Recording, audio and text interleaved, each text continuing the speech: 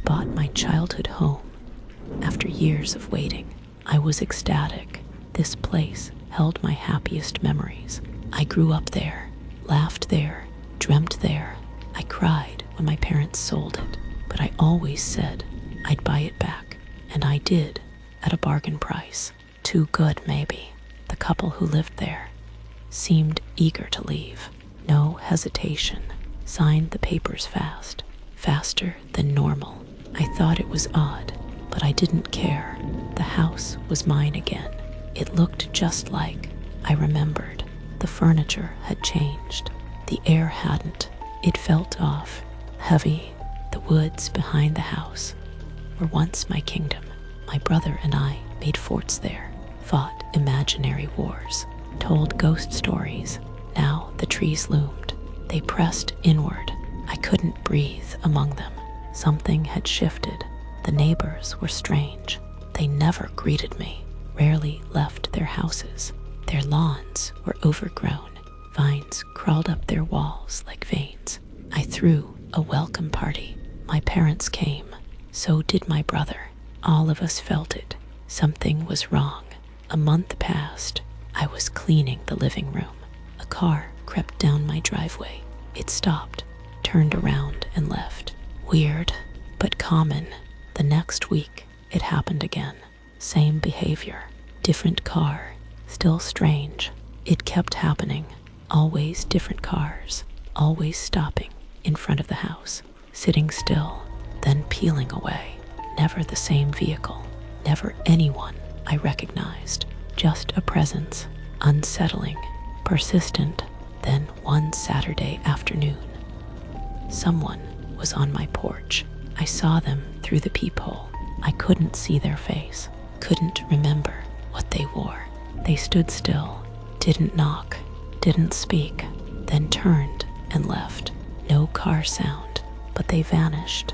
I got a cheap video doorbell, not a ring, just a knockoff. A week later, it happened again. Same stillness. Different person, then another one. Tried the door handle. I woke up to the rattling. It was violent. I checked the footage. They looked confused, like they thought it was their home. I called the cops. By the time they arrived, the person was gone. I showed the footage. They took a copy, said they'd look into it. They never found anything. Weeks passed. Things went quiet until the garage incident. I walked in to grab tools, felt a breeze. One window was open. We never opened those, ever. A dusty handprint smeared the glass. I froze, ran inside, locked every door, called the police. They found nothing, dusted for prints, advised me to stay vigilant. I became obsessed, checked every lock, twice a day. Then came last week. I woke up early, looked out the window. 5 people stood in my yard. They stared at my window, unblinking. I grabbed my phone, looked back. They were gone. I stayed home that day. Tuesday, they came to the front door. 6 now, jiggling the lock, pounding on the door. I called the cops. They arrived too late. Wednesday, same thing. Thursday again. Friday again. The police stopped responding. Thought it was a prank. Saturday, I saw them in the backyard. Sunday, closer still. Today, they struck. I hadn't slept in days. Too afraid. I finally passed out around dawn. At 8 a.m., I woke to chaos. They were at every door, every window.